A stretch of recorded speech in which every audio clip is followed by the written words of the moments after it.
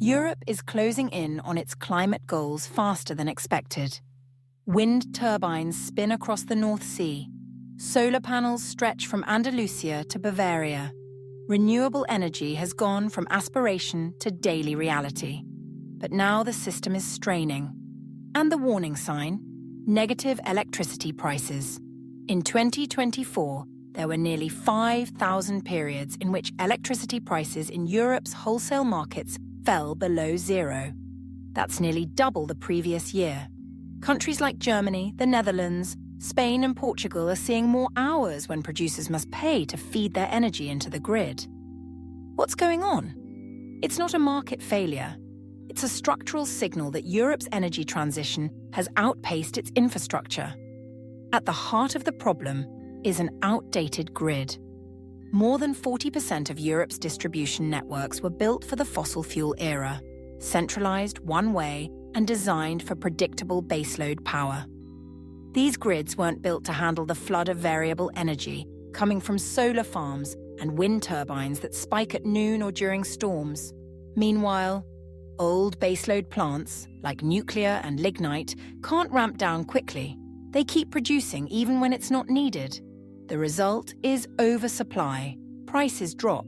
Producers take a loss. And the public? Mostly unaware. Even worse, developers are now stuck. There's an estimated 1,700 gigawatts of renewable projects in queue across Europe, waiting for grid access. In 2024 alone, 7 countries curtailed 7.2 billion pallets worth of clean energy. That's power produced, then thrown away because the grid couldn't handle it. Storage is often named as the solution. And it is. But deployment isn't keeping pace. Lithium-ion batteries dominate short-term storage but remain expensive for longer durations.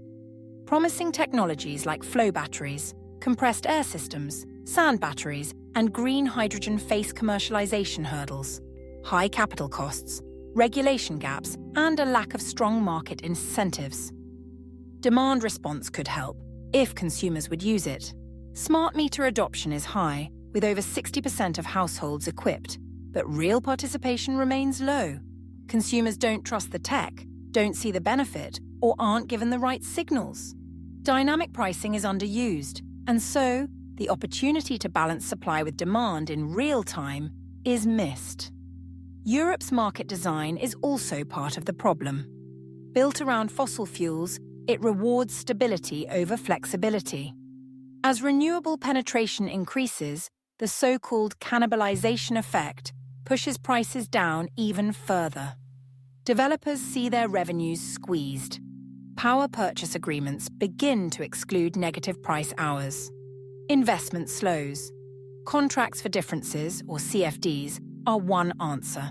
They stabilize returns. But if badly designed, they may reward inflexibility or misalign dispatch. The European Commission's reform package has acknowledged this, but full-scale reform is still unfolding. Then there's governance. Electricity markets don't respect borders, but national energy policy still does. Fragmented planning and siloed regulations slow down cross-border interconnectors and grid modernization.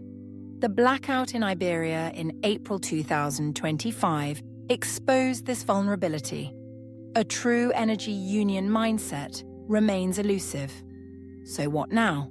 The path forward is clear but politically challenging. Europe must prioritize grid modernization, streamline permitting, and harmonize investment strategies. Storage, especially long-duration storage, must be de-risked with real support. Consumers must be brought into the system, not just as users, but as active participants. Above all, flexibility must become the new baseload. Europe's electricity system needs to be able to bend without breaking. And that means valuing not just megawatts, but timing, responsiveness, and resilience. The paradox of plenty is not a failure. It's a signal of success, arriving faster than the system was ready for.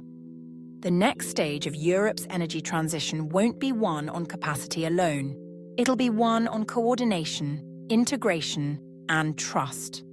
And if you found this analysis helpful, consider liking the video and subscribing to the channel. We cover the deep currents shaping Europe's policy, energy, and global influence, without the noise. Thanks for watching.